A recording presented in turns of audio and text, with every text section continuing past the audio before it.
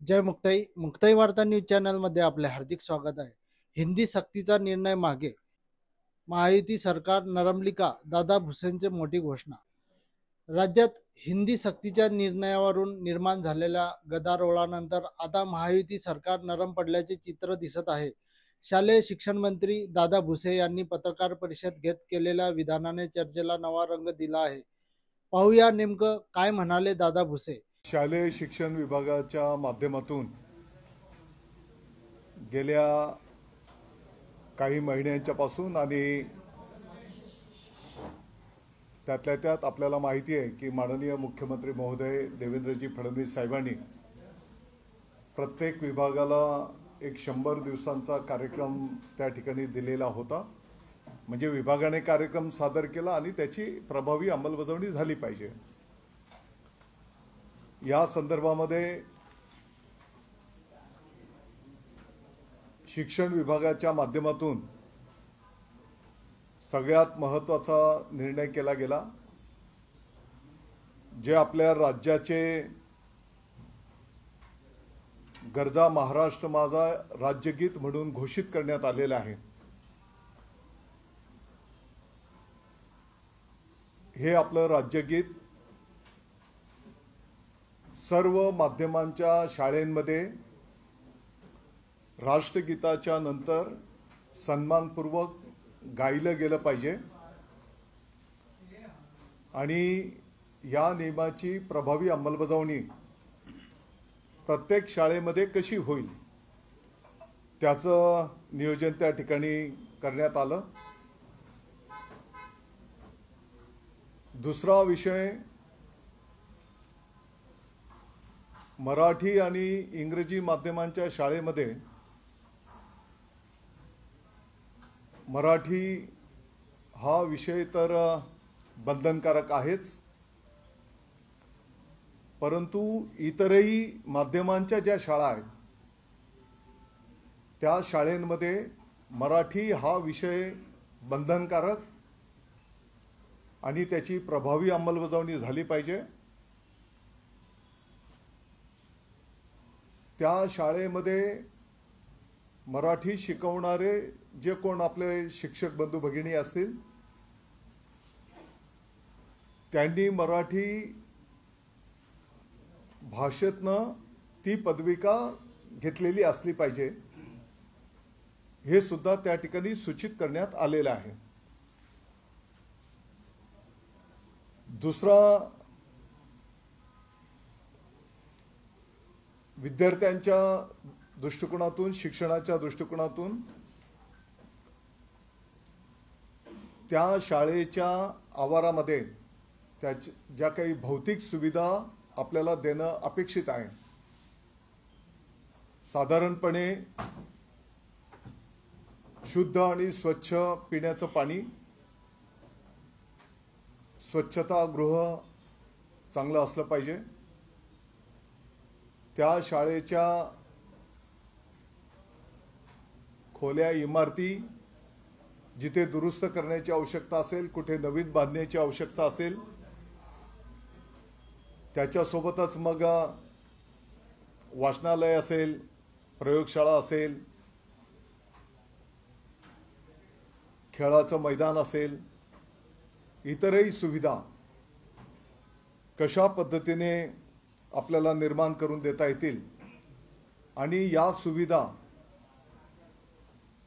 कोणत्या कोणत्या हेडमधून आपल्याला यासाठी निधी उपलब्ध करून ही कामं पूर्ण करता येतील याचंही नियोजन त्या ठिकाणी करण्यात आलं।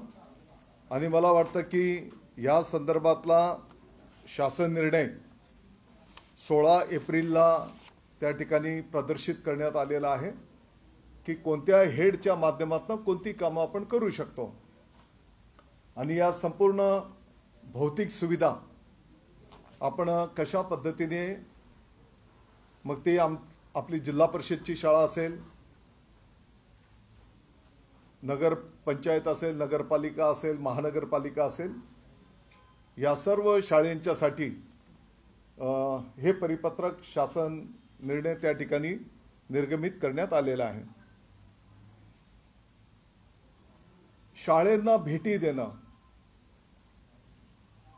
शालेय शिक्षण मंत्र्याच्या पासून तर आमचे केंद्र प्रमुखांच्या पर्यंत, की जेणेकरून त्या शाळेत गेल्याच्या नंतर तिथले काय अडीअडचणी आहेत, तिथली काय कमतरता आहे, त्याच्यासाठी काय सुधारणा आपल्याला करता येईल. मला वाटतं की फील्डवर गेल्याच्या नंतर आपल्याला प्रत्यक्ष अनेक बाबी कळत असतात आणि म्हणून तो एक कार्यक्रम विभागाच्या वतीने आखण्यात आलेला आहे आणि अनेक शाळेंना आमचे राज्यमंत्री महोदय असतील, आमचे सचिव महोदय असतील, आमचे आयुक्त महोदय असतील, वरिष्ठ अधिकारी असतील, त्या ठिकाणी भेटी देऊन त्याच्यामध्ये त्यांच्या अडीअडचणी समजून घेऊन त्याच्यातनं मार्ग काढणं किंवा संबंधित लोकांना ते प्रश्न सोडवण्याच्या संदर्भामध्ये मार्गदर्शन केलं जात आहे. आपण बघितलं असेल की नुकत्याच 10वी आणि 12वीच्या ज्या परीक्षा संपन्न झाल्या त्यामध्ये कॉपीमुक्त परीक्षा अभियान हे त्या ठिकाणी राबवलं गेलं. स्वतः माननीय मुख्यमंत्री महोदय फडणवीस साहेब, माननीय मुख्य सचिव महोदया यांनी संपूर्ण राज्य पातळीवरचे जिल्हाधिकारी असतील, SP असतील, शिक्षण विभागाचे अधिकारी असतील, VC द्वारे संवाद साधून त्यामध्ये जाणीवपूर्वक लक्ष घातलं गेलं. माझा असा दावा नाही की 100% हे अभियान यशस्वी झालं असेल, परंतु संपूर्ण राज्यातनं जर आपण प्रतिक्रिया बघितल्या तर अतिशय सकारात्मक प्रतिक्रिया आपल्याला दिसून येतील. आणि याच्या पाठीमागची भावना एवढीच होती की विद्यार्थ्यांनी अभ्यासाकडे वळलं पाहिजे. त्यातल्या त्यात जे विद्यार्थी कष्टपूर्वक अभ्यास करतात, शिक्षक बंधू भगिनी ज्ञानदानाचं पवित्र कार्य करतात, तर त्यांना पण त्या ठिकाणी न्याय मिळाला पाहिजे. अशा प्रकारचं प्रतिबिंब या काळामध्ये आपल्याला सगळ्यांना दिसून आलेलं आहे. आणि पुढच्या काळामध्ये ज्या शाळेंमध्ये आता कुठे कॉपीच्या केसेस झाल्या असतील तर पुढच्या काळात त्या शाळेंना परीक्षा केंद्र म्हणून मान्यता दिली जाणार नाही. हे पण त्या काळामध्ये घेतलेल्या निर्णयाची अंमलबजावणी पुढच्या काळात केली जाणार आहे. साधारणपणे सर्व शाळा आणि अंगणवाडी जे काही आपल्या आहेत केंद्र, तर MR-SAG द्वारा जिओ टॅगिंग करणं हे एक काम त्या ठिकाणी अपेक्षित होतं. आणि या संदर्भातला जिओ टॅगिंगच्या संदर्भातला ॲप आजच माननीय मुख्यमंत्री महोदय आणि माननीय उपमुख्यमंत्री महोदयांच्या शुभ हस्ते त्या ठिकाणी लॉन्च करण्यात आलेला आहे. आणि यामध्ये साधारणतः राष्ट्रीय शैक्षणिक जे धोरण आहे 2020च्या पासूनचं पहिलीच्या पाठीमागचे 2 वर्ग आणि 3री पर्यंत, बरोबर ना, 2री पर्यंत, आणि मग 3री ते 5वी आणि 5+3+3+4 या सूत्राप्रमाणे त्याचा आता पूर्ण छायाचित्रांसह जिओ टॅगिंग केलं जाणार आहे. पुढचा जो शाळेंना भौतिक सुविधा देण्याच्या संदर्भातला निर्णय मी आपल्याला या ठिकाणी दाखवलेलाच आहे. साधारणपणे येणाऱ्या काळामध्ये राज्यव्यापी PM श्रीच्या धर्तीवर CM श्री एक केंद्र पातळीवर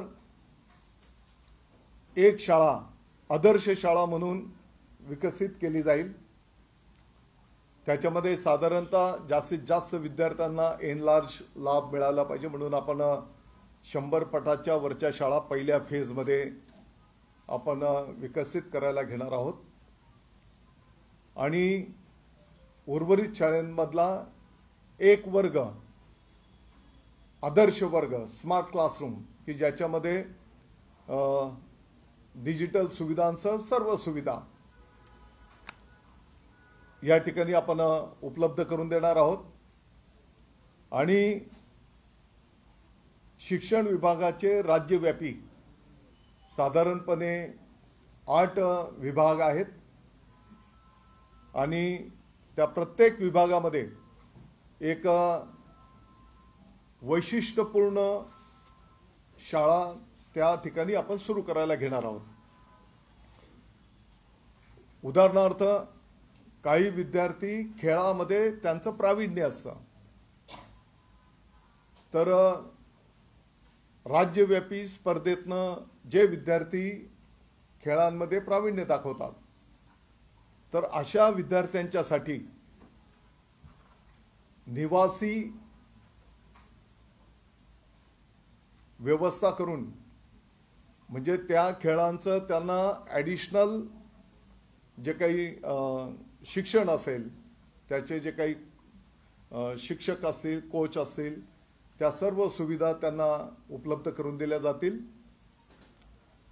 आणि राज्यव्यापी असं कोण खेळामध्ये कोण कला क्षेत्रातला आता AI यायला पाहतो आहे तर त्या संदर्भातलं अशा पद्धतीने राज्यव्यापी 8 वेगवेगळ्या पद्धतीचे आनंद गुरुकुल माध्यमातून आपण ह्या निवासी स्पेशालिटी शाळा रेग्युलर शिक्षणाच्या सोबत ॲडिशनल ते स्पेशालिटी शिक्षण देणं अशा पद्धतीने मार्गक्रमण आपण त्या ठिकाणी करणार आहोत आणि या संदर्भातला अभ्यास करण्याच्यासाठी त्या ठिकाणी शासन निर्णय पण निर्गमित करण्यात आलेला आहे।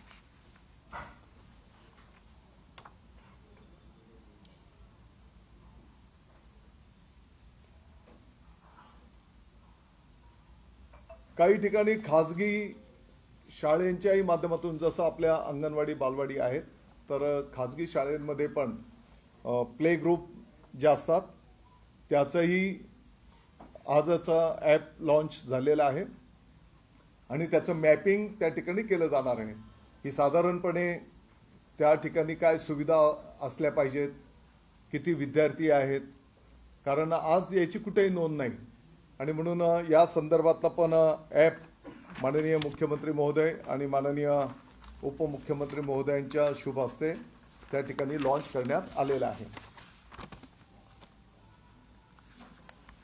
पाठीमागच्या काळामध्ये या विषयामध्ये या विभागामध्ये मार्गक्रमण करीत असताना सर्वसाधारणपणे आपल्या शिक्षक बंधू भगिनींच्या ज्या काही संघटना आहेत त्या संघटनांशी एक बैठक आयोजित करण्यात आलेली होती आणि साधारणपणे 65 संघटनांनी त्या चर्चामध्ये सहभाग घेतला। त्यांच्याकडनं अनेक अडीअडचणी, काही चांगल्या सूचना आणि या विभागामध्ये आणखी आपण कशा पद्धतीने चांगलं पुढे नेऊ शकतो अशा चांगल्या बाबी समोर आल्या होत्या। साधारणपणे 4.5 तास आमची ती संवाद बैठक संपन्न झाली होती। त्याच्यातला एक प्रमुख विषय होता की शिक्षक बंधू भगिनींना शिक्षणाच्या व्यतिरिक्त इतर खूप कामं त्यांच्यावर असतात आणि म्हणून ती इतर अशैक्षणिक कामं कशी कमी करता येतील या संदर्भामध्ये एक समिती गठीत करण्यात आलेली होती। तसं तर यापूर्वीच अशैक्षणिक कामांच्या संदर्भामध्ये एक शासन निर्णय निर्गमित करण्यात आलेला आहे आणि त्याच्यामध्ये अशैक्षणिक कामं कोणती, शैक्षणिक कामं कोणती हे स्पष्टपणे नमूद करण्यात आलेलं आहे. आणि म्हणून त्या शासन निर्णयाची प्रभावी अंमलबजावणी प्रत्येक विभागामध्ये कशी करता येईल आणि मुख्य सचिवांच्या पातळीवरून प्रत्येक विभागाच्या सचिव महोदयांशी आणि आमच्या विभागा पातळीवरनं पण सर्व मंत्री महोदयांना आम्ही ते विनंती करून जेवढं शक्य आहे, काही कामं तर राष्ट्रीय पातळीवरची असतात ती तर आपल्याला करावीच लागतील, परंतु जी कामं टाळता येतील, दुसरे कोणाला जबाबदारी देता येईल ते पण त्या शासन निर्णयामध्ये स्पष्ट करण्यात आलेलं आहे. तर त्याची प्रभावी अंमलबजावणी कसं होईल त्याकडे पण विभाग लक्ष देणार आहे. आणि त्याच्यातलाच एक भाग होता की साधारणपणे आपल्या प्रत्येक शाळेमध्ये 15 समित्या होत्या आणि त्या 15 समित्यांची दर महिन्याला त्या शिक्षक बंधू भगिनींना मग आपल्या मुख्यालयाला ते फॉर्म भरून ती माहिती द्यावी लागायची. काही समित्यांचं त्रिमासिक माहिती असेल, परंतु त्याच्यामध्ये त्यांचा खूप वेळ जायचा आणि म्हणून समितीने जी अशैक्षणिक कामं कमी करणं या संदर्भातली जी काही समिती होती तर त्यांच्या माध्यमातून या 15 प्रकारच्या समित्या आता काही क्लब करून त्यांचं रूपांतर आता 4 समित्यांवर करण्यात आलेलं आहे. त्याचाही शासन निर्णय त्या ठिकाणी 16 एप्रिलला निर्गमित करण्यात आलेला आहे. साधारणपणे याच्यामध्ये जी शालेय शिक्षण समिती राहणार आहे त्याला आणखी बळकटीकरण कसं करता येईल, किंबहुना त्या गावातल्या महिलांचा सहभाग या विषयांमध्ये कसा काय जास्तीचा वाढेल, त्या गावातले डॉक्टर असतील, वकील असतील, इतर क्षेत्रातले जे कोण उच्च शिक्षित असतील, कोण उद्योजक असेल, त्यांचं पण इन्व्हॉल्वमेंट या समित्यांमध्ये आपण घेतलेलं आहे. आणि काम तर आणखी प्रभावी पद्धतीने कसं होईल, फक्त कागदी जे काही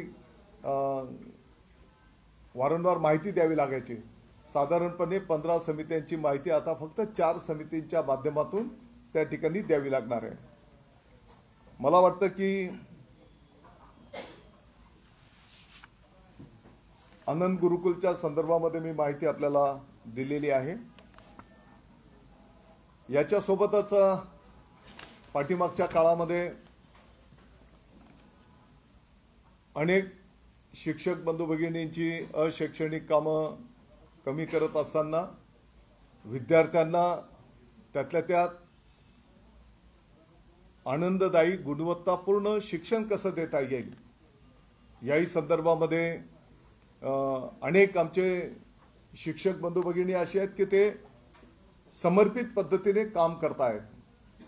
आपल्यालाही अनुभव आहे की अनेक शाळांमध्ये कदाचित पद्धती थोडी वेगवेगळी असेल, परंतु त्यांची जी काही गुणवत्ता आहे त्या गुणवत्तेचा उपयोग त्या शाळेपुरतं मर्यादित न राहता इतर शाळांमध्ये पण आपल्याला त्यांच्या त्या गुणवत्तेचा फायदा कसा करून घेता येईल या दृष्टिकोनातून साधारणपणे जे प्रतिकूल परिस्थितीमध्ये शिक्षक बंधू भगिनींनी काम उभं केलेलं आहे, कोणी लोकांचा सहभाग वाढवलेला आहे, कोणी पटसंख्या वाढवलेली आहे, काहींनी भौतिक सुविधा खूप मोठ्या प्रमाणात चांगल्या पद्धतीने केलेल्या आहेत, काही शिक्षक शाळेंचे विद्यार्थी वेगवेगळ्या क्षेत्रामध्ये परीक्षांमध्ये पुढे जात आहेत. तर अशा आदर्श शिक्षकांचं आता नोंद करण्याच्या संदर्भामध्ये त्या ठिकाणी साधारणपणे तालुका पातळीवर, जिल्हा पातळीवर जिल्हाधिकारी महोदय, जिल्हा शिक्षण अधिकारी, CEO यांच्या माध्यमातून एक समिती गठीत केली गेलेली आहे आणि त्या जिल्ह्यातील असे आदर्श शिक्षक बंधू भगिनी, त्याच्यासोबतच ज्या ग्राम शिक्षण समित्या आहेत की जे चांगलं काम करत आहेत, अनेक शिक्षण तज्ज्ञ आहेत की जे शिक्षण क्षेत्राला सपोर्ट मार्गदर्शन चांगलं करत आहेत, त्याच्यासोबतच अनेक शैक्षणिक संस्था पण अशा आहेत की ज्या चांगलं काम करत आहेत, यांची नोंद त्या ठिकाणी करून घेतली जाईल आणि मला वाटतं की त्यांच्या ज्ञानाचा उपयोग इतरही शाळांना, इतरही विद्यार्थ्यांना त्या ठिकाणी करून घेतला जाणार आहे. आजच माननीय आदिवासी विकास मंत्री महोदय उईके साहेब, माननीय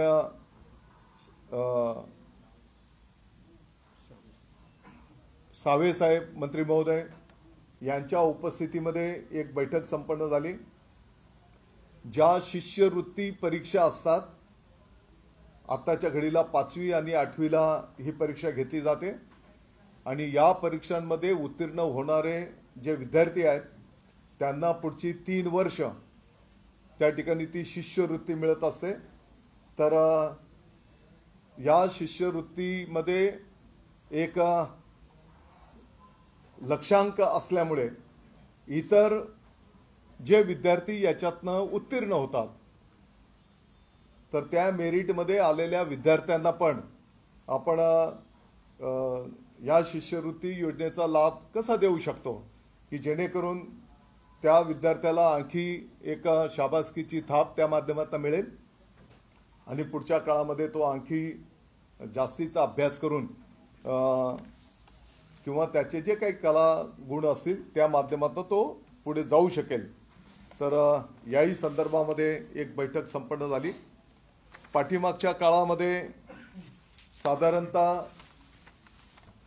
ऑलरेडी विद्यार्थ्यांच्या आरोग्याची तपासणी यापूर्वी पण केली जाते, योजनाच आहे. परंतु विद्यार्थ्यांच्या आरोग्याची तपासणी केल्याच्या नंतर येणाऱ्या काळामध्ये त्या विद्यार्थ्यांचं हेल्थ कार्ड, आरोग्य पत्रिका त्या ठिकाणी तयार केली जाईल आणि कधी कधी असं होतं की बाबा एखादा लहान मुलगा जन्मताच त्याला हृदयाला छिद्र आहे उदाहरणार्थ, आणि मग पुढच्या शैक्षणिक कालावधीमध्ये ते जर आढळून आलं तर त्या विद्यार्थ्याला अगदी जिल्हा पातळीवर किंबहुना आपल्या मुंबई राजधानीमध्ये पण जे काही मोठे दवाखाने आहेत, हॉस्पिटल आहेत, तिथे उपचार करून त्यांना बरं करून त्यांच्या घरापर्यंत सुखरूप सोडवणं हे सर्व योजनेमध्ये निशुल्क होईल, याची पण अंमलबजावणी त्या ठिकाणी केली जाणार आहे. तर याच्याही व्यतिरिक्त मला वाटतं की लहान लहान अनेक गोष्टी आम्ही प्रस्तावित केलेल्या आहेत. साधारणपणे 365 दिवस सुट्ट्या असतील तर सुट्ट्या, तर त्या काळामध्ये पण कशा पद्धतीने विद्यार्थ्यांच्या हिताच्या बाबी आपल्याला करता येतील याचं एक कॅलेंडर तयार करण्याचं काम प्रगतीपथावर आहे. पाठीमागे आपल्या कानावर विषय आलेलाच आहे की CBSE पॅटर्न. तर CBSE पॅटर्न म्हणजे काय, आपण 100% CBSE ॲडॉप्ट करत नव्हतो. तर CBSEच्या ज्या चांगल्या बाबी आहेत त्या चांगल्या बाबींचा स्वीकार आपल्या शिक्षण पद्धतीमध्ये आपण करणार आहोत. एखादी गोष्ट त्या विद्यार्थ्यांना शिकवताना त्याला लवकर कळेल, तर या पद्धतीने शिकवण्याची जर पद्धत CBSEकडे एखादा चांगला मुद्दा असेल तर तो मुद्दा आपण घेणार आहोत. आपलं मराठी, आपल्या मग बालभारती, किंवा विभागाचं पूर्णपणे अधिष्ठान जसं आहे तसं राहील.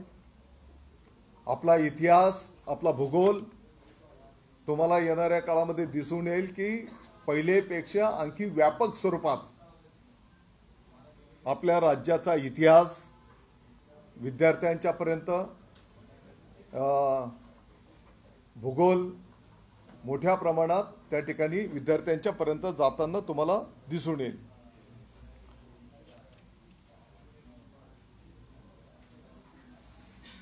तर हे सर्व करत असताना शिक्षक भरतीचंही काम त्या ठिकाणी प्रगतीपथावर आहे. साधारणतः आतापर्यंत 10,500 शिक्षकांची मागणी शासकीय आणि संस्थेचे पण अनुदानित पण यांच्या माध्यमातून पोर्टलवर, पवित्र पोर्टलवर त्या ठिकाणी आलेली आहे. आणि येणाऱ्या काही दिवसांमध्ये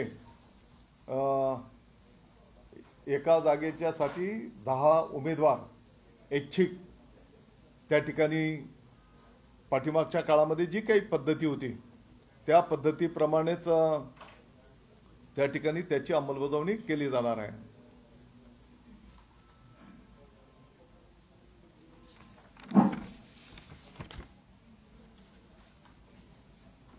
जे शिक्षक बांधव, जसं मी बोललो, काही अधिकारी, त्याच्यासोबतच ग्राम शिक्षण समित्या, काही चांगल्या संस्था आहेत, काही शिक्षण तज्ज्ञ आहेत. तर येणाऱ्या काळामध्ये यांचा गौरव हा त्या ठिकाणी विभागाच्या वतीने संपन्न होईल. विद्यार्थ्यांच्यासाठी काही विशेष निधी देऊन मग त्या ठिकाणी अटल क्रीडा स्पर्धा, त्याच्यासोबतच माननीय बाळासाहेब ठाकरे कला स्पर्धा, की जेणेकरून वर्षभरातून क्रीडा स्पर्धा त्या गाव पातळीपासून तर राज्य पातळीपर्यंत संपन्न होतील. त्याचप्रमाणे कला स्पर्धेंचं पण नियोजन केलं जाईल. त्याच्यासोबतच आम्ही जे आमचे शिक्षक बंधू भगिनी आहेत यांच्यासाठी पण या स्पर्धा आयोजित करण्याचं त्या ठिकाणी नियोजन करायला घेतो आहोत. आणि या स्पर्धेमध्ये राज्यव्यापी जे येतील विद्यार्थी, त्या विद्यार्थ्यांना अधिकचे गुण देण्याचाही निर्णय विभाग त्या ठिकाणी करतो आहे. इतर लहान लहान गोष्टी अनेक आहेत. जसं संधी उपलब्ध होईल तर त्यावेळेस त्या बाबी तुमच्या समोर ठेवल्या जातील.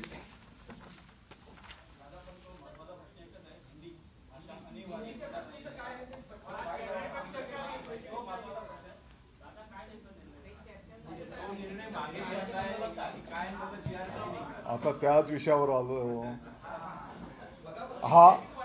हा विषय आधी झाला असता तर हे तुम्ही ऐकून घेतलं नसतं.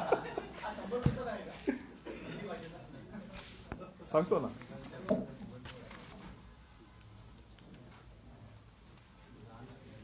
याचं एक पेज होतं.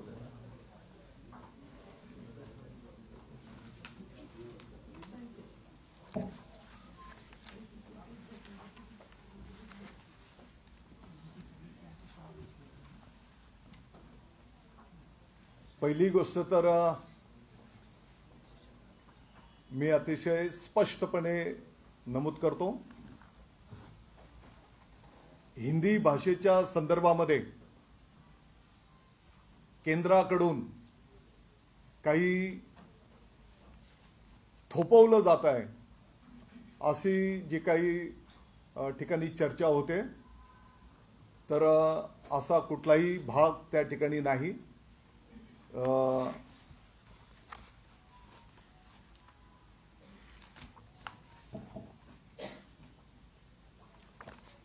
नॅशनल एज्युकेशन पॉलिसी 2020 यामध्ये साधारणपणे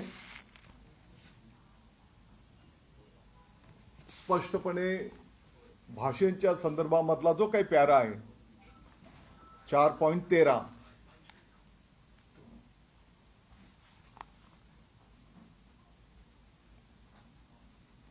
त्याच्यामध्ये स्पष्ट नमूद करण्यात आलेलं आहे, the 3 language formula will continue to be implemented while keeping in mind the constitutional provisions,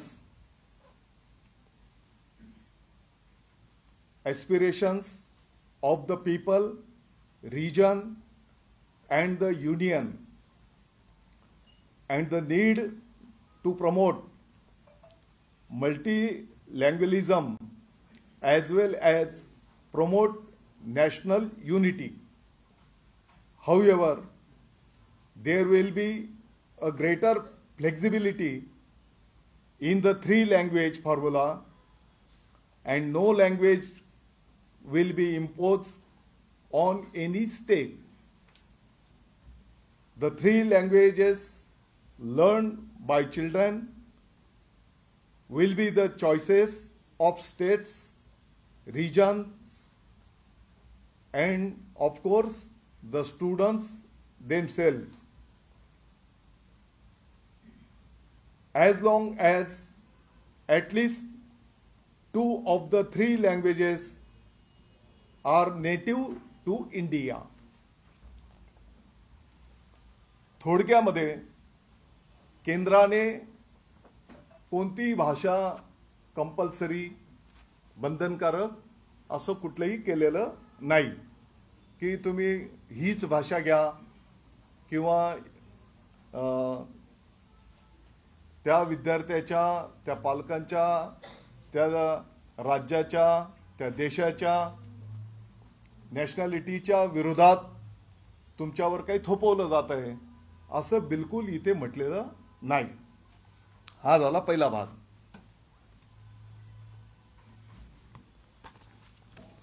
आता हे 2020 शैक्षणिक धोरण आहे. साधारणपणे आता आपल्या राज्याचा जिथपर्यंत विषय आहे तर 9 सप्टेंबर 2024 म्हणजे 3 भाषांपैकी 2 भाषा तर तुमच्या देशाशी संबंधित अभिमानास्पद असल्या पाहिजेत. आपलं रिजन, स्वातंत्र्य, संस्कृती हे सर्व तुम्ही राज्याने ठरवायचं आहे. हे सगळं याच्यात लिहिलेलं आहे. तर साधारणपणे 9 सप्टेंबर 2024ला राज्य सुकाणू समितीच्या बैठकीमध्ये तृतीय भाषा हिंदी म्हणून समावेश करण्याचा निर्णय झाला.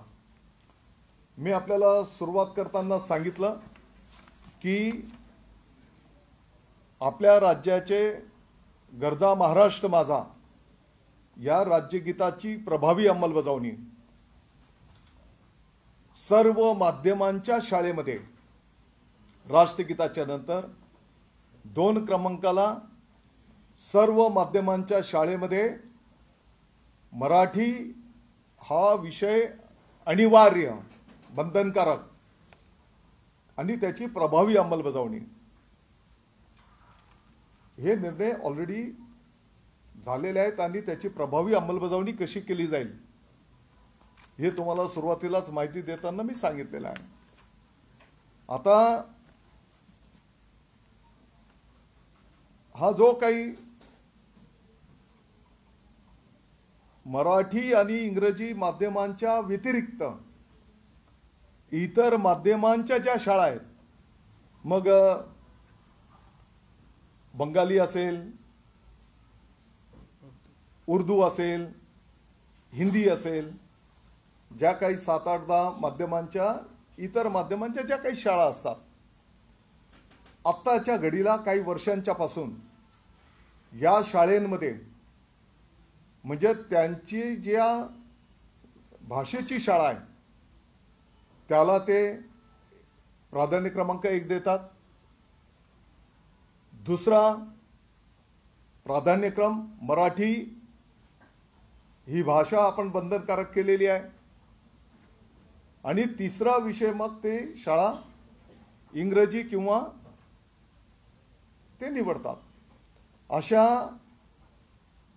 मराठी आणि इंग्रजीच्या व्यतिरिक्त या सर्व शाळांमध्ये त्रिभाषिक विद्यार्थ्यांना शिक्षण दिलं जात आहे, हा विषय. तर त्यातल्या त्यात आपल्या सुकाणू समितीने हे त्रिभाषिक वर जात असताना मराठी तर आपला मानबिंदू आहे आणि त्यांच्यासाठी जे काही तासिका शिकवण्याच्या असतील त्याच्यामध्ये कुठेही कात्री लागणार नाही, कुठेही कमी त्याच्यामध्ये केलं जाणार नाही. पाठीमागच्या काळापासून इंग्रजी आपण स्वीकारलेलं आहे आणि म्हणून आता हिंदी पण का, तर याचं तुम्हाला आणखी पुढे सविस्तर माहिती देतोच. मग तिसरी भाषा त्यातल्या त्यात आपल्या विद्यार्थ्यांना सोप्या पद्धतीने शिकायला होईल. आपण जर बघितलं मराठी आणि हिंदीची देवनागरी लिपी बऱ्यापैकी त्याच्यामध्ये साम्य आहे. जे आपले शिक्षक बंधू भगिनी आहेत त्यांना हिंदी शिकवणं विद्यार्थ्यांना हा पण काही फार मोठा म्हणजे अवघड विषय नाही, किंबहुना त्यांनी ऑलरेडी शिक्षण त्याचं घेतलेलंच आहे. आणि म्हणून आत्ताच्या घडीला जो काही शासन निर्णय आपला निर्गमित झाला त्याच्यामध्ये 16 एप्रिल 2025चा तर साधारणपणे मराठी हा तर आपला मानबिंदू आहे. मी परत रिपीट करतो की त्याचं कुठलंही एक तासिका पण कमी होणार नाही. तो पूर्ण विषय जसं आपण मराठी इंग्रजी माध्यमांमध्ये आणि इतरही माध्यमांमध्ये बंधनकारक ऑलरेडी केलेलाच आहे, तर त्याला प्रथम क्रमांक प्राधान्य तर असणारच आहे. 2 क्रमांकाला इंग्रजी आपण स्वीकारलेलं आहे, यापूर्वी स्वीकारलेलं आहे. आणि मग 3 क्रमांकाला हिंदी हे तृतीय भाषा म्हणून आपण या शासन निर्णयाप्रमाणे स्वीकारलं, ही वस्तुस्थिती आहे. ते काही आम्ही नाकारत नाही. आणि म्हणून मला वाटतं की या हिंदीचा फायदा म्हणजे विद्यार्थ्यांना शिकवणं हे शिक्षकांना पण सोयीचं सोपं होईल. त्याच्यासोबतच विद्यार्थ्यांना पण जसं माध्यम असतात कानावर हिंदी भाषिक शब्द दैनंदिन जीवनामध्ये पडतच असतात, किंबहुना परिसरामध्ये पण कुठे संवाद साधताना हिंदी कानावर येत असते. आणि म्हणून विद्यार्थ्यांना पण हिंदी शिकायला त्यातल्या त्यात सोपं जाईल. आणि म्हणून या ठिकाणी आपण हिंदीचा त्या ठिकाणी विचार करण्यात आलेला आहे.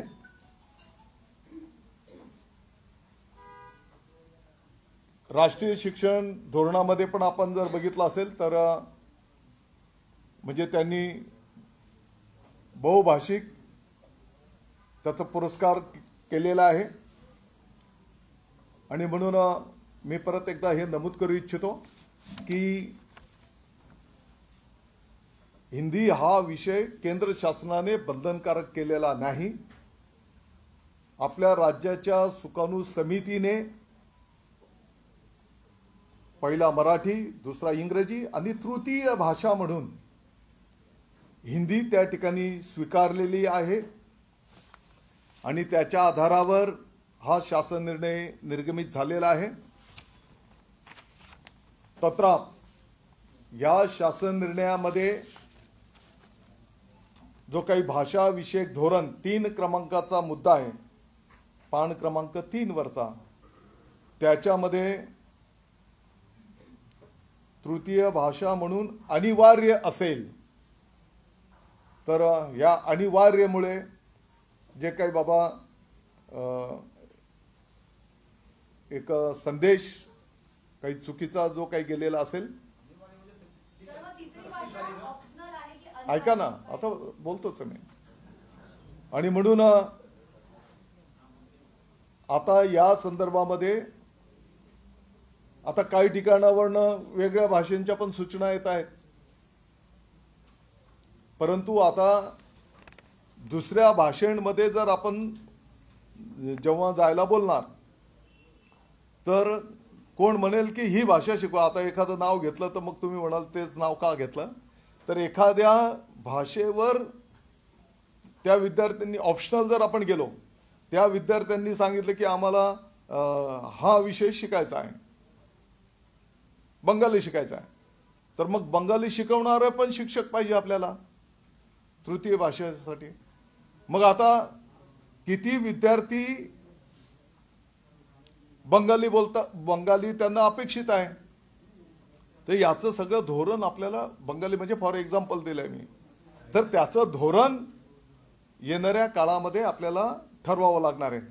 आणि म्हणून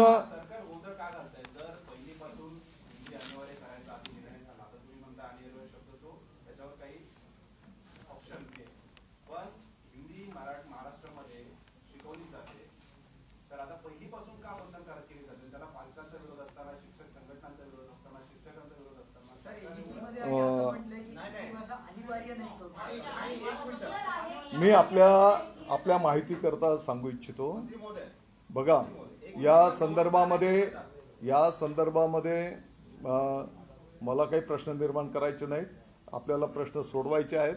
आणि म्हणून म्हणजे सकारात्मक पण अनेक ठिकाणावरनं याला प्रतिक्रिया आल्या.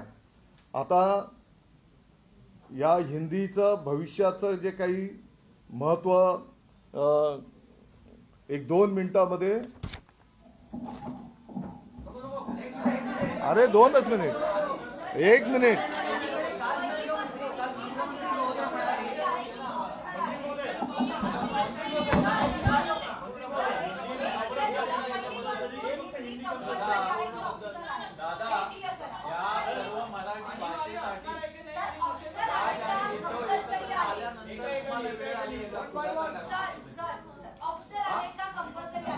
असा मी तुम्हाला हे 2020 आहे, ऐका ना, तेच सांगतोय. तर त्याच्यात कुठं अनिवार्य आहे? आणि म्हणून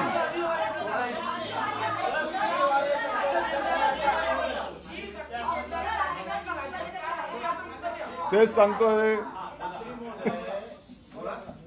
आणि म्हणून आत्ताच्या घडीला आम्ही हा हिंदी जे ऐच्छिक असतील त्यांच्यासाठी हा ऐच्छिक ठेवू. इतर भाषेंच्या संदर्भामध्ये त्या वर्गातनं किती विद्यार्थ्यांची मागणी येते, मग त्याचा सखोल अभ्यास करून त्या संदर्भातला निर्णय केला जाईल.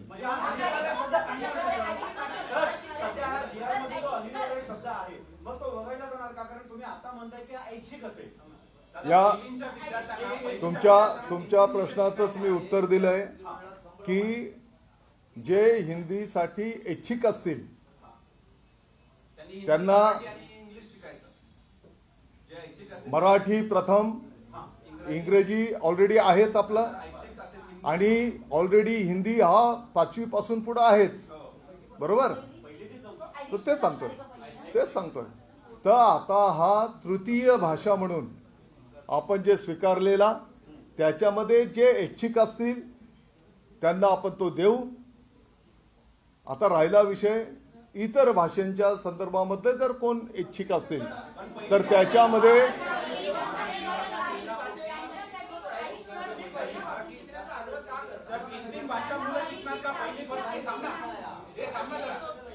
इतर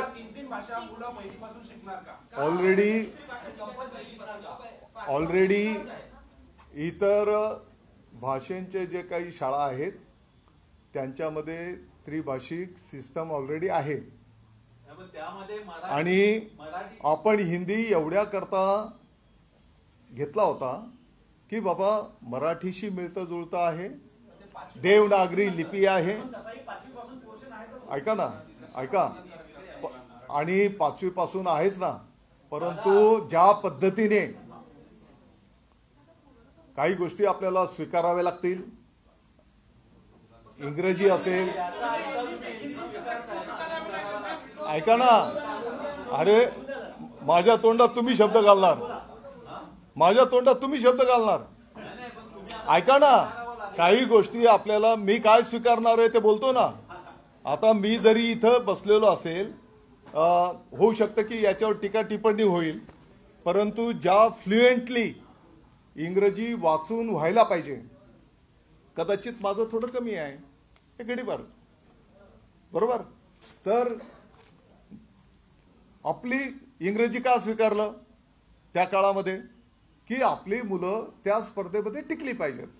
हिंदीची कुठली स्पर्धा आहे दादाजी? हिंदीची काय स्पर्धा आहे?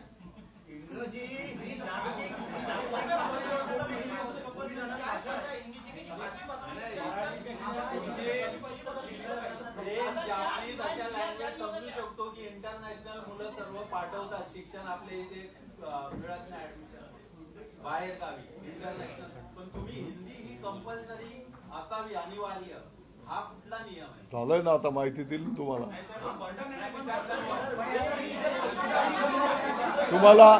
तुम्हाला आता माहिती दिली ना, त्याच्या पाठीमागच्या सगळ्या बाबी तुम्हाला सांगितल्या. हो, या संदर्भातला पुढच्या काळामध्ये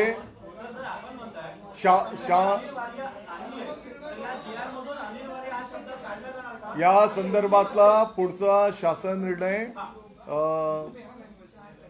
यथावकाश निर्गमित केला जाईल, सुधारित.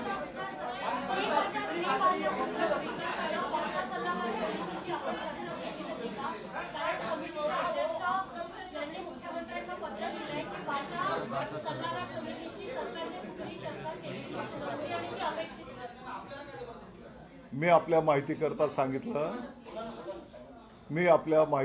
सांगितलं 9 सप्टेंबर 2024 राज्य सुकाणू समिती आहे, त्या समितीने चर्चा विनिमय करून हा निर्णय केलेला आहे. होता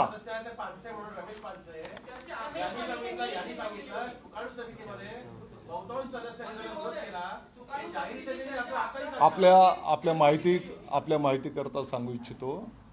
पानसे साहेब आपले ज्येष्ठ मार्गदर्शक आहेत. पानसे साहेबांना सुकाणू समितीवर आता नियुक्ती सन्मानपूर्वक देण्यात आलेली आहे. तुम्हाला मी 9 सप्टेंबर 2024 हे तारीख सांगितली. राज आणि उद्धव ठाकरे एकत्र येणार माझी आपल्याला बघा, तुमच्या एका शब्दाला बघा किती लोकांनी प्रतिक्रिया दिल्या. माझी तुम्हाला विनंती आहे, आता एक वाक्य तुम्ही ऐकून घ्या, 1 मिनिट माझी तुम्हाला विनंती आहे. 2 मिनिट. हा, माहिती. राहुल रेखावार, संचालक राज्य शैक्षणिक संशोधन व प्रशिक्षण परिषद. आपण सगळ्यांनी हिंदी विषयी आता सरांना जे पण मुद्दे मांडले, सरांनी त्याचं अगदी व्यवस्थितपणे आपल्याला सविस्तर स्पष्टीकरण दिलंय. याच्या व्यतिरिक्त पण काही आणखी विषय असेल तर आपण कुठल्या विषय नाही, हिंदीचा आपण नाही, हिंदी भविष्यामध्ये कशी फायदेशीर.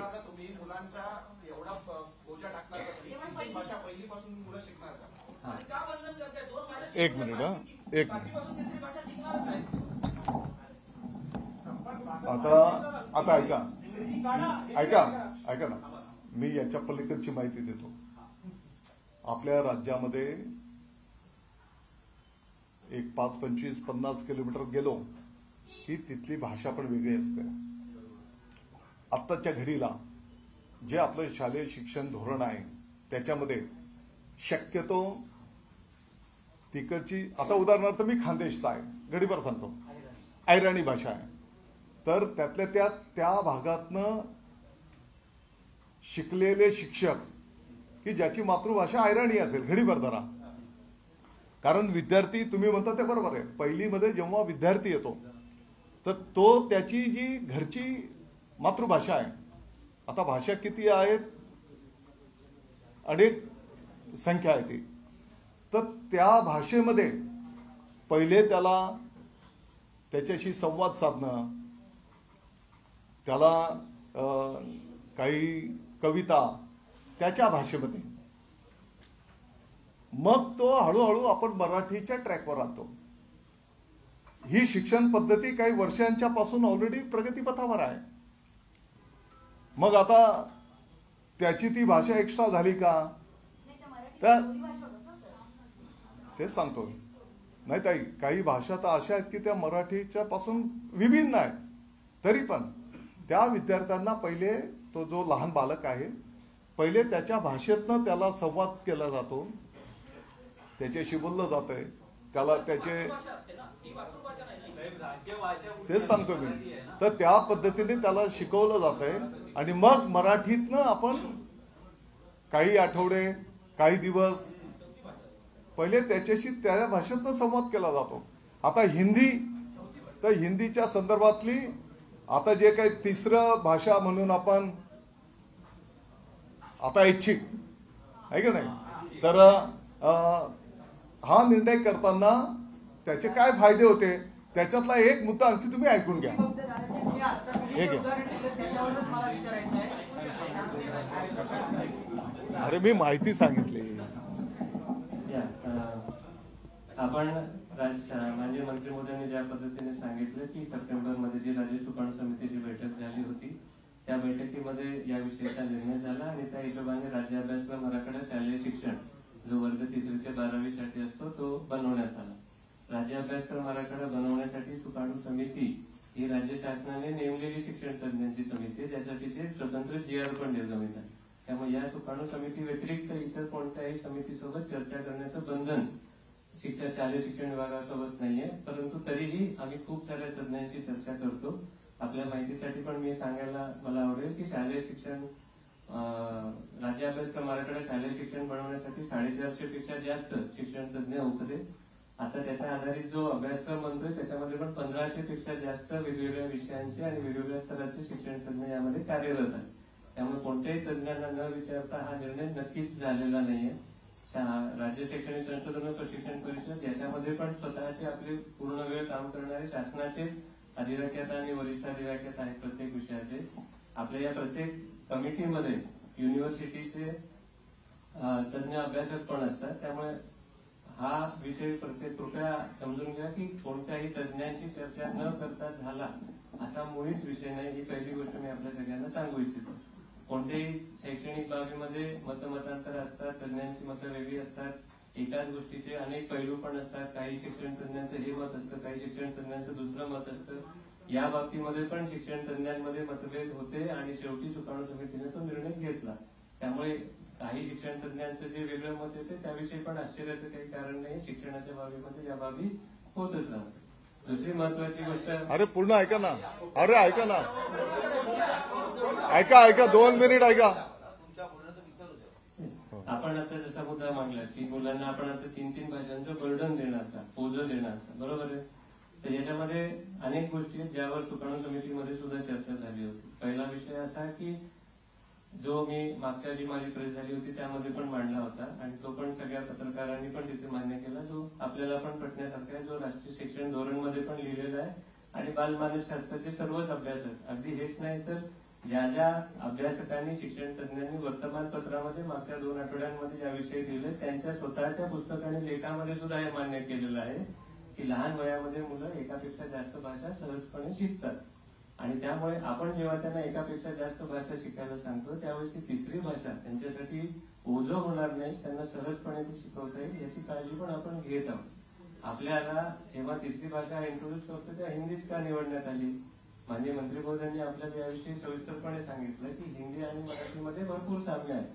आपण फार त्याची स्क्रिप्ट पण सारखी आहे, अनेक शब्द पण सारखी आहेत, वाक्याची रचना पण सारखी आहे, अक्षर आणि ग्रामर मध्ये थोडा बहुत फरक आहे, पण तो ओव्हर अ पिरियड आपण घेऊ. पहिल्याच वर्षी काय आपण त्यांना सगळे ग्रामर शिकवणार नाही. जेव्हा पण आपण सेकंड लेवलची जेव्हा आपण राज्य अभ्यासक्रम मराठवाडा शालेय शिक्षणाचा आणि जो सिलेबस बनलेला आहे अभ्यासक्रम त्याचा अभ्यास केला तर जो दुसऱ्या स्तराची भाषा असते त्या भाषेचं 2ऱ्या आणि 3ऱ्या स्तराच्या भाषेचा प्रमुख उद्देश असतो श्रवण कौशल्य आणि संवाद म्हणजे काय, ऐकणे आणि बोलणे, लिहिणे, ग्रामर बरोबर असणं, ऱ्हस्व दीर्घ असणं याच्यावर तेव्हा फार महत्व नसतं. त्यामुळे जेव्हा आपण ही भाषा शिकवू तेव्हा त्यावेळेस विद्यार्थ्यांना आपण पुस्तकं पण या पद्धतीने बनवू की विद्यार्थ्यांना त्याचा फार लोड येणार नाही. श्रवण आणि बोलणं ही संवाद कौशल्य विद्यार्थी सहजपणे शिकू शकतील याच्या पद्धतीचीच खात्री आपण पुस्तकं बनवताना पण घेतो. त्यामुळे हा जो आपला प्रश्न आहे की विद्यार्थ्यांना याचं बर्डन होईल का, आम्ही पूर्ण काळजी घेतोय की विद्यार्थ्यांना त्याचं बर्डन वाटणार नाही. आणि अरे थांबा ना बाबा. आणि दुसरी एक महत्वाची गोष्ट जी आता सांगितली की विद्यार्थ्यांच्या बौद्धिक आणि मानसिक विकासासाठी नवीन नवीन कौशल्य त्यांना शिकवणं, नवीन नवीन अनुभव त्यांना देणं हे आवश्यक आहे. लहान वयापासूनच ते देणं पण आवश्यक आहे. अकॅडमिक सर आपण 2 मिनिट ऐका. एक मिनिट माझं म्हणणं ऐकूया. आपण जेव्हा विद्यार्थ्यांना वेगवेगळे विषय शिकवतो, मराठी, इंग्रजी, गणित आणि त्यासोबतच आपण त्यांना कार्यानुभव, कला शिक्षण, क्रीडा या सगळ्या गोष्टी पण शिकवतो. आपण त्यांना मूल्य शिक्षणाचे पण वेगळे विषय आता त्यांना घेत आहोत. विद्यार्थ्यांसाठीच्या प्राथमिक आणि माध्यमिक स्तरावरच्या ऍक्टिव्हिटी पण घेत आहोत. त्यामुळे विद्यार्थ्यांना जमेल तेवढे अनुभव देणं यासोबतच आनंददायी शनिवार नावाचा जो आपला उपक्रम आहे की त्या दिवशी आपण विद्यार्थ्यांना अकॅडमिक मध्ये नसणारे इतर सगळे पण विषय घेतोय. म्हणजे उदाहरणार्थ त्यांनी एखाद्या कुंभाराच्या घरी भेट द्यावी, एखाद्या शेतकऱ्याच्या घरी भेट द्यावी, एखाद्या दुकानदाराला भेट द्यावी आणि त्यांच्याकडून माहिती घ्यावी, एखाद्या म्युझियमला भेट द्यावी आणि तिथून अभ्यास करावा. असे वेगवेगळे अनुभव आपण पहिलीपासून सगळ्या मुलांना देण्याचा प्रयत्न करतो. उद्देश हाच की आपण त्यांना अकॅडमिकली सुद्धा लोड न करता त्यांना या सगळ्या गोष्टींचा अनुभव कसा देता येईल जेणेकरून एक प्रगल्भ, चौकस आणि निरीक्षण करण्यामध्ये सक्षम असा विद्यार्थी आपल्याला पहिलीपासून कसा बनवता येईल. भाषा ही आपल्या जसं राष्ट्रीय शिक्षण धोरणामध्ये पण लिहिलेलं आहे आणि त्याच्याविषयी सुद्धा शिक्षण तज्ञांच्या मनामध्ये कोणतीच शंका नाही की भाषा हे विद्यार्थ्याच्या मानसिक प्रगतीचं, विद्यार्थ्याच्या आत्मविश्वासासाठीचं आणि विद्यार्थ्याच्या व्यक्तिमत्व विकासासाठीचं सगळ्यात महत्वाचं साधन आहे. एखादा विद्यार्थी जेव्हा ऐकतो, बोलतो, कॉन्फिडंटली म्हणजे आत्मविश्वासाने स्वतःला व्यक्त करतो, जे बोललंय ते समजून त्याची उत्तरं देतो, या कौशल्य जेव्हा एखाद्या विद्यार्थ्यामध्ये येतात तेव्हा ते विद्यार्थ्यासाठी सगळ्यात महत्वाचं, ज्याला आपण व्यक्तिमत्व विकासाचा सगळ्यात महत्वाचा पैलू म्हणतो. जेव्हा आपण इतर भाषा सुद्धा शिकतो त्यावेळेस बौद्धिक विकास तर ऐका ना, त्याविषयी तर कोणाच्याच मनात शंका असू नये.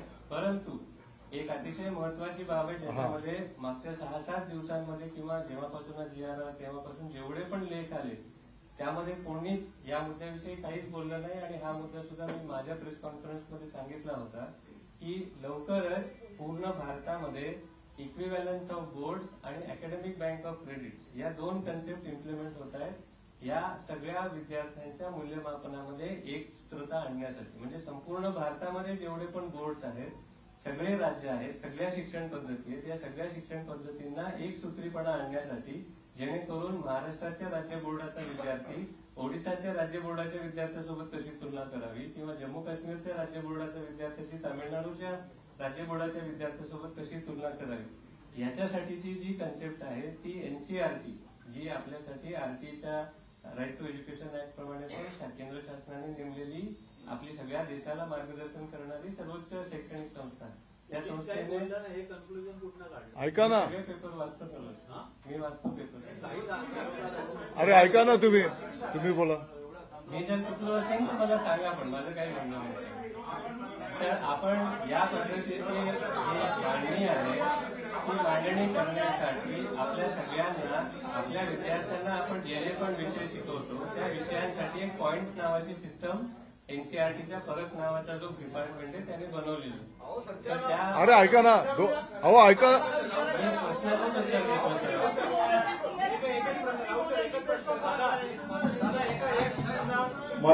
माझी तुम्हाला एकच विनंती आहे, ऐका ना, माझी तुम्हाला विनंती आहे, बसा ना. एक मुद्दा तुम्ही फक्त समजून घ्या. भविष्यामध्ये जेव्हा बोर्ड वाईज कंपॅरिझन होणार आहे त्याच्यामध्ये जेव्हा पॉइंट्स देण्याचा विषय येणार आहे तर त्या क्षेत्रात त्या विषयांच्या माध्यमातून जेव्हा ते गुण दिले जाणार आहेत भविष्यामध्ये, तर त्या काळामध्ये आपले विद्यार्थी, जसं पाठीमागच्या काळामध्ये आपण मराठी तर हा आपला स्वाभिमान आहे, बिलकुल कोणाचंच दुमत असता कामा नये, परंतु काही वर्षांच्या पासून जसं आपण इंग्रजी कदाचित जागतिक पातळीवर किंबहुना देश पातळीवर संवाद म्हणून ती भाषा स्वीकारली गेली असेल, तर त्याच पद्धतीने तिसरी भाषा याचे पॉइंट्स, गुण आपल्या आपण भविष्याच्या विद्यार्थ्यांना ते मिळायला पाहिजेत. आता इतर माध्यमांच्या शाळेमध्ये जर तुम्ही बघितलं तर ऑलरेडी त्रिभाषिक सूत्र त्यांनी स्वीकारलेले आहेत. आणि म्हणून राज्य आहे हिंदी भाषिक राज्य, तुम्ही म्हणता मराठी आणि हिंदी मध्ये साम्य आहे, मग हिंदी भाषिक जे राज्य आहे तिथं मराठी तृतीय भाषा असणार आहे का? ते काय असेल? मला वाटतं की तुम्ही 8 तास जाणार का म्हणजे मराठी भाषा? माझी आपल्याला सगळ्यांना विनंती आहे की या सर्व गोष्टींना आम्ही आपल्या राज्याचे विद्यार्थी उद्याच्या स्पर्धेमध्ये ते सक्षमपणे टिकले पाहिजेत. या भावनेतून अभ्यासपूर्ण पाठीमागच्या काळामध्ये अनेक महोदयांनी या विषयावर अभ्यास करून हा निर्णय केलेला.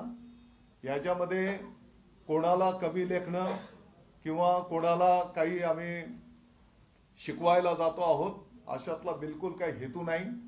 तत्राप मी आता जसं सांगितलं की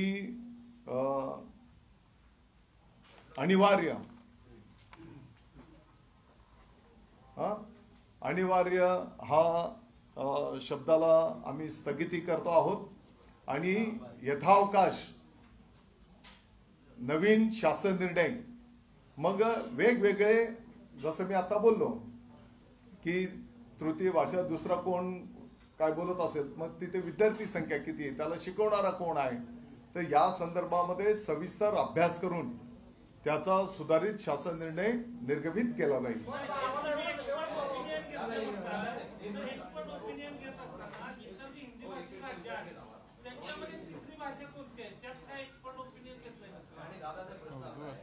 आपल्या राज्यामध्येच आहेत, आपल्या मुंबईमध्येच आहेत.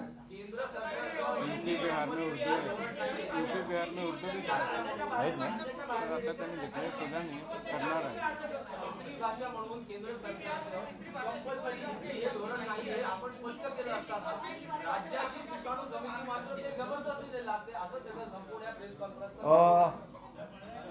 मी आपल्या माहिती करता विभागाच्या वतीने जे काही कामकाज आतापर्यंतचं संपन्न झालेलं आहे ते आपल्या सर्वांच्या समोर ठेवलेलं आहे. माझी तुम्हाला या निमित्ताने आणखी विनंती आहे, तुमचा आणखी जे काही अनुभव आहे तुमच्या अनुभवाच्या माध्यमातून आणखी या विभागामध्ये चांगलं आपण काय करू शकतो की जे करून आपल्या विद्यार्थ्यांच्या, आपल्या भावी पिढीच्या हिताची गोष्ट असेल, अशा काही आपल्या सूचना असल्या तर निश्चितपणे आपण त्या कराव्यात. त्या सर्व सूचनांचं स्वागत केलं जाईल. एकीकडे आपण तृतीय भाषा नेमताना आपण विद्यार्थ्यांच्या मानसिकतेचा आणि बौद्धिकतेचा विचार करतो. 1 वर्षापूर्वी यात अशाच प्रकारचा एक जी.आर. काढला गेलेला होता की जो विद्यार्थ्यांच्या मानसिकतेचा विचार करून घेतलेला होता की सकाळी ज्या 8 वाजता शाळा सुरू होतात तो 1 तास पुढे ढकलण्याचा. त्याची कुठेही अंमलबजावणी सीबीएसई बोर्ड हे करत नाहीये. आयुक्त साहेब पण आपल्या बाजूला आहे, सेक्रेटरी साहेब पण आहे, याची कुठेही अंमलबजावणी अद्यापर्यंत झालेली नाही. या वर्षीच्याही ज्या सीबीएसईच्या पॅटर्नच्या शाळा सुरू झालेल्या आहेत त्याच्यामध्ये सुद्धा 1 तासाचा तो जो जी.आर. आहे 8च्या ऐवजी 9ची शाळा सुरू करायचा, त्याची अंमलबजावणी झालेली नाहीये. एकीकडे आपण विद्यार्थ्यांच्या मानसिकतेचा विचार करून हा जी.आर. करतो आणि दुसरीकडे विद्यार्थ्यांच्या मानसिकतेमध्ये अधिक चांगली भर पडावी म्हणून हा दुसरा जी.आर. काढतो. याच्यामध्ये नेमकं डिपार्टमेंट का हे करत नाही? आपण जी काही आपण जी मी बोललो ना, मी आता कॉपी मुक्त, बघा कॉपी मुक्त अभियान मी स्वतः बोललो ना की काही 2-5 ठिकाणी कॉपी पण झाल्या, बरोबर. मग त्यांचं पुढच्या काळामध्ये आपण त्यांचं केंद्राची त्यांना मान्यता देणार नाही परीक्षा केंद्राची. तर आपण जे काही सांगितलं, आता मी सांगितलं राष्ट्रगीताच्या नंतर राज्यगीत, तर समजा कुठे 2 ठिकाणी ते गायलं जात नसेल तर त्याचं प्रभावी अंमलबजावणी करू आपण. आता आपली जी काही सूचना आहे त्याची पण तेच ना सूचना, म्हणजे आता तुम्ही जो मुद्दा ठेवला त्या मुद्द्याचं विद्यार्थ्यांच्या हिताचं आपण मार्गक्रमण करायला सांगू.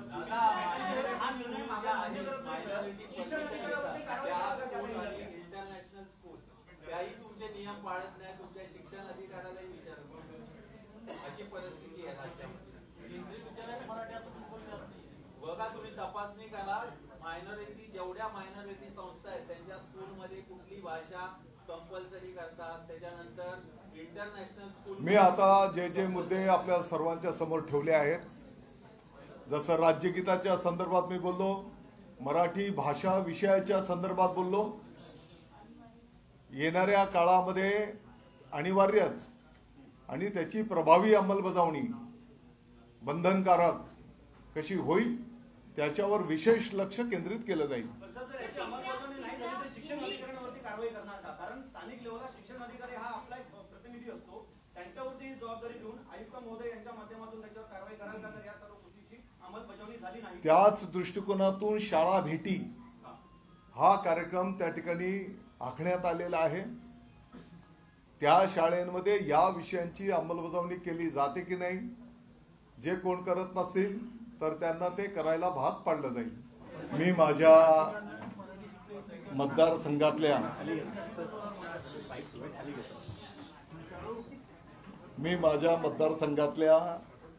अजंग नावाच्या आपल्या जिल्हा परिषदच्या गावाच्या शाळेमध्ये ONGC या कंपनीने विद्यार्थ्यांना शाळेच्या बॅग CSR फंड्स मधनं त्यांनी दिलेल्या आणि त्याचा कार्यक्रम आयोजित होता. त्या कार्यक्रमामध्ये आपण जसं मी आता माहिती दिली तर असे पिण्याचं पाणी, स्वच्छतागृह, मुलांना सर्व सुविधा, भौतिक सुविधा चांगल्या कशा राहतील, येणाऱ्या काळामध्ये विद्यार्थ्यांच्यासाठी शिष्यवृत्ती, परीक्षेचं कार्यक्षेत्र म्हणजे संख्या आपण वाढवणार आहोत, या सगळ्या विषयांचं मी माहिती देत होतो. आणि ती माहिती देत असताना आता योगायोग असा होता की आमच्या त्या जिल्हा परिषदच्या ज्या शिक्षिका भगिनी होत्या त्या एका रंगाच्या साड्यांमध्ये त्या होत्या आणि म्हणून मी त्यांचा आदर व्यक्त करत मी असं बोललो की आमच्या शिक्षका ताईंनी अतिशय छान एका गडवेशामध्ये सगळ्या आमच्या ताई आहेत आणि बोललो की हे पण मला शिकायला मिळालं. अनेक शाळेमध्ये मी आताही बोललो आपल्याला की अनेक नवीन नवीन गोष्टी शिकायला मिळतात.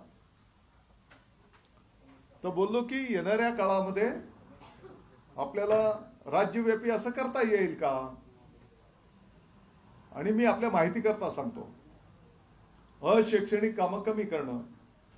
आम्ही सर्व शिक्षक ज्या संघटना आहेत त्यांचा आम्ही बैठक घेतली, त्या बैठकीमध्ये संवाद केला आणि मग निर्णय केला.